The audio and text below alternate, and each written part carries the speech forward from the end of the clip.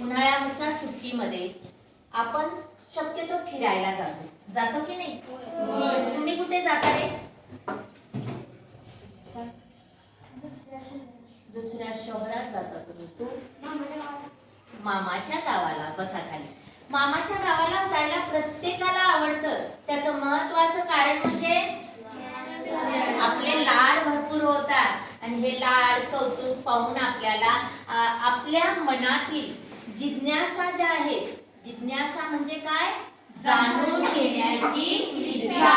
ती इच्छा जागृत करण्यासाठी आपल्या आजोळची लोक पण मदत करतात.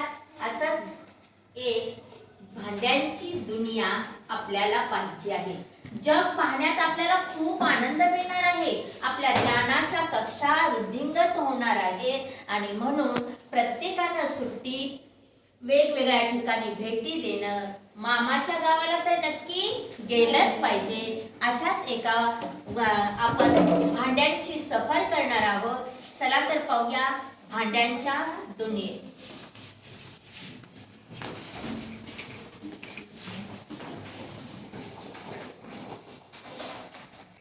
सर्वांना आम्ही इयत्ता 7वी ब चे विद्यार्थी आपल्या समोर प्रस्तुत करत आहोत एक छोटीशी नाटिका. नाटिकेचे नाव आहे भांड्यांच्या दुनियेत. चला तर पाहूया काय आहे बरं भांड्यांच्या दुनियेत.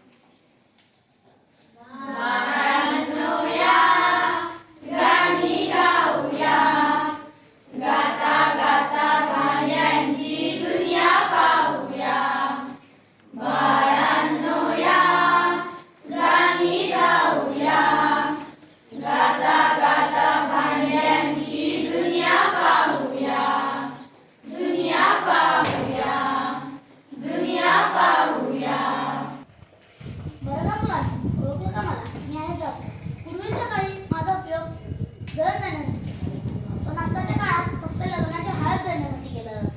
एकदा ती लग्नाची हळद जळून झाली की झालं काम. ठेवला कोपऱ्यात. जाते भाऊ, तुमचे मित्र सगळे सरे कोण? मी सांगते आमचा इतिहास.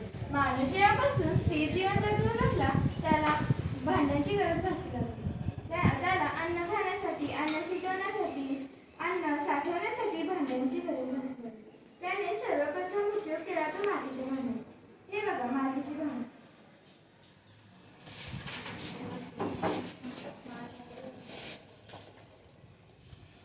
आम्ही आज सुद्धा माठातील मस्त थंडगार पाणी पितो. आणि बरं का, हा सुद्धा मातीपासूनच बनवलेला आहे. आता मातीच्या भांड्यांबरोबरच दगडी, लाकडी व चामड्याची देखील भांडी मानवाने बनवायला सुरुवात केली आहे. ही बघा, ही आहे सुगडी. हो, मी आंतरजालावर भांड्याची खूप साहित्य पाहिली आहे. आदिवासी भागात आजही बांबूपासून बरणी बनवली जाते. ही आहे बांबूची बरणी. मुलांना लाकडापासून बनवलेली विविध जगात ठेवलेली काठपट पा. गव्हाचं, बाजरीचं, ज्वारीचं पीठ मिळण्यासाठी याचा उपयोग केला जातो. आजही घराघरात याचा वापर करणं दिसतो. अरे, तुझ्या आजीला नवीन मित्र मिळालाय, मिक्सर. आता खलबत्त्याची काही गरजच नाही बघ. आता बघ तू मजा. घंटो का मिनटो मी. आता तुम्हीच सांगा मुलांना, खलबत्त्यात पण कुठं बसतं का? पाट्यावर वाटत बसतं का?